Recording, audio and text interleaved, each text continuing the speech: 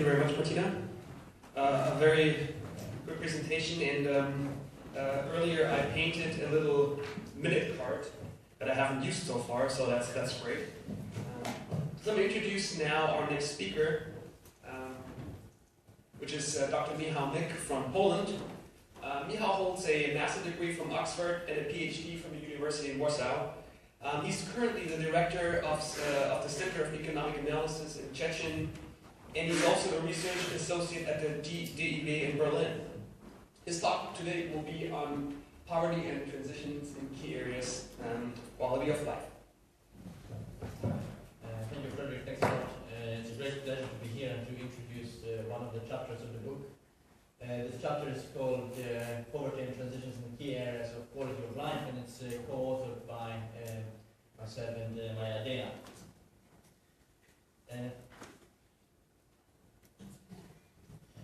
I think it's not very controversial to say that quality of life is a broad and general objective for socioeconomic policy, and how to improve quality of life is an essential policy-relevant question. And there's a lot of areas in which policy can affect quality of life of older people, with which we are most concerned in our research on SHARE. There can be policies on labor market, healthcare, long-term care, transport, social and cultural infrastructure. All of these affect quality of life of older people. And if we think of poverty or material conditions as an element of people's lives, then naturally all these areas of policy will also translate either into material conditions or will be affected by material conditions of older people. Material conditions are very likely to be important for quality of life for many reasons, and we all experience that. But a question that I guess should be asked a bit more often, in particular in the research area, is what do you really mean by material conditions? In particular, how should we define the relevant measure from the point of view of older population? What matters in terms of material conditions for older people?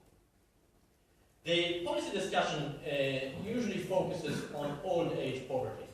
Poverty defined with respect to relative income position of older people in the income distribution. Usually these income distributions are within country distributions.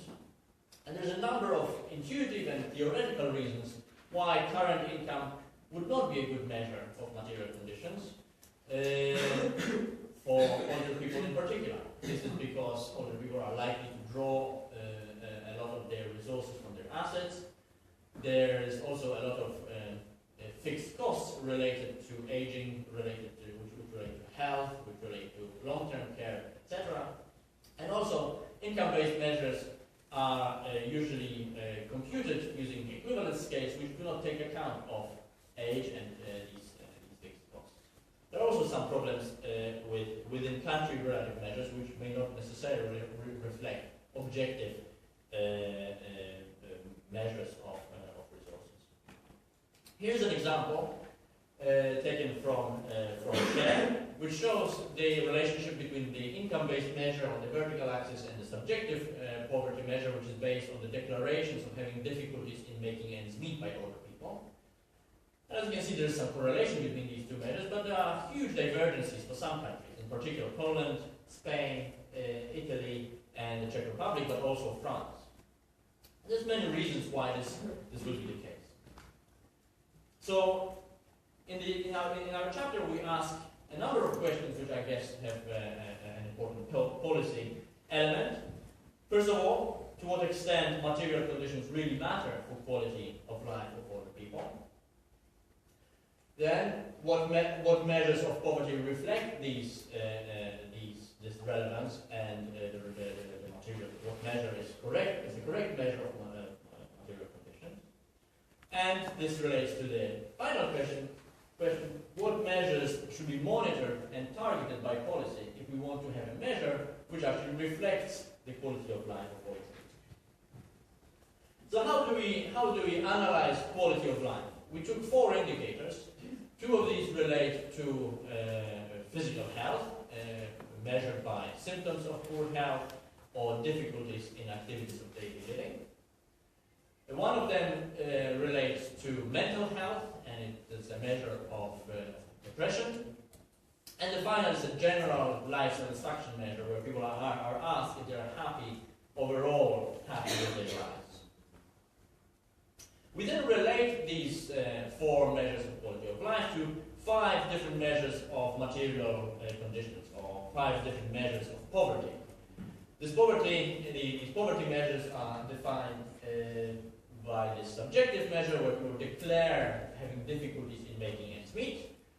One measure, which is also analyzed in different chapters of the book, is households who do not spend any money on food consumed out of household. Then we use this income-based poverty measure and the financial distress measure, which Martina already mentioned, which is also analyzed in the chapter by Guillermo Weber and Barbara Cavasso, which combines income and assets.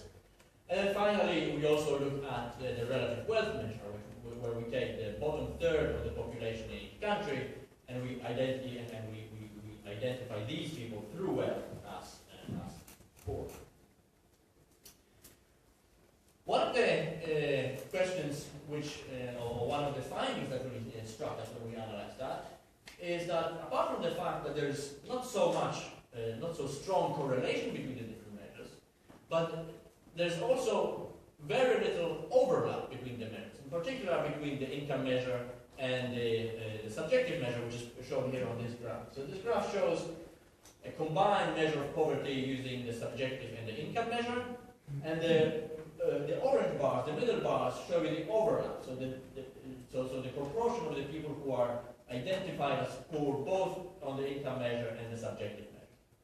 And as you can see, although, for example, in Denmark, if we combine the 2 bottom parts and the top parts, we get the same rate of poverty. The rate of poverty, in many cases, identifies different people. So clearly, we are measuring very different things by these different measures of poverty. Now, how do we now go from poverty to life quality? We analyze the effect of poor material conditions, defined in these 5 ways, on changes in different aspects of these 4 aspects of quality of life, because we use data from wave 2 and wave 4. So we look at transitions from the good states to the bad states in physical, mental health, and overall life happiness. And we look at the changes either from the good to bad states, or from the bad to the good states, conditional on being identified as poor in the different definitions.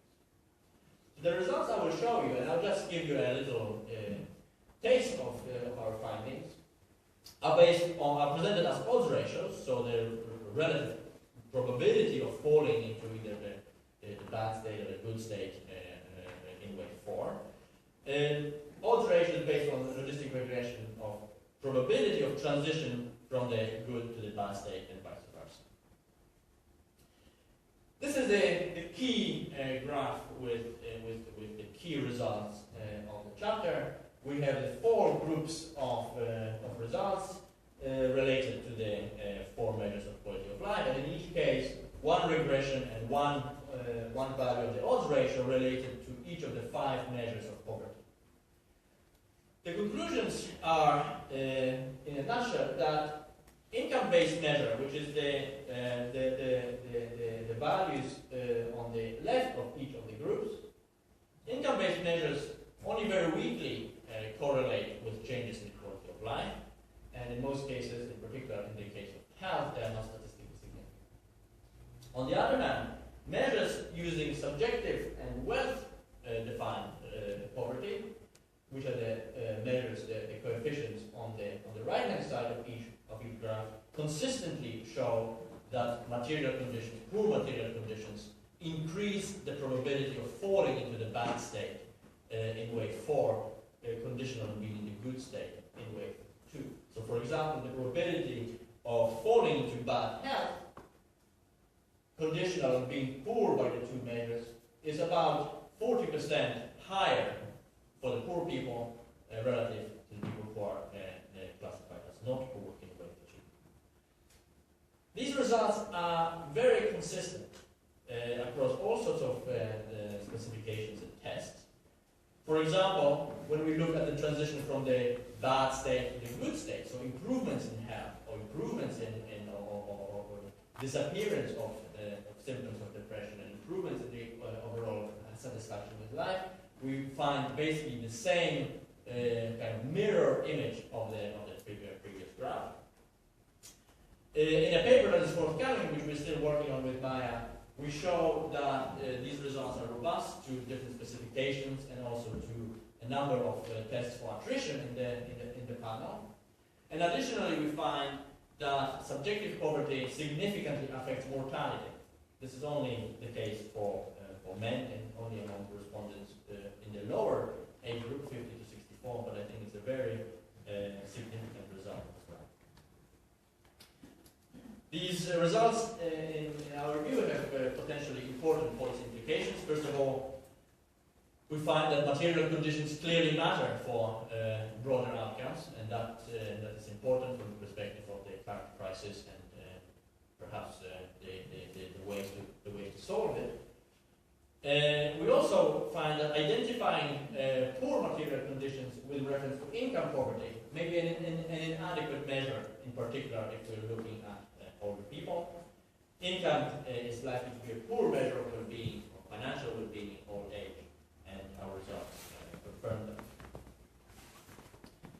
Briefly, to summarize the results of the chapter, share wave 4 data clearly reflect the negative effect of the crisis on short and long-term material conditions for people. Material conditions, poverty, certainly affect people's quality of life. And in our view, monitoring and targeting of changes in material conditions should be done not only with regard to standard income-based poverty measures, but through different broader measures, and of course policy should also consider targeting policies in other areas, not only financial areas, on people in difficult material conditions. The last point that on which I want to close the presentation is the importance of high variation in the data for understanding of what we do. The type of analysis that we've done would not be possible if we only had the countries from the northwest in Europe, because there's simply not enough variation to identify these effects. And share, as Axel and Martina were saying, covers a lot of countries, and it's not only good from the point of view of having a lot of the European map covered, but it has a very important scientific value added, which adds to variation, allows to identify the effects, and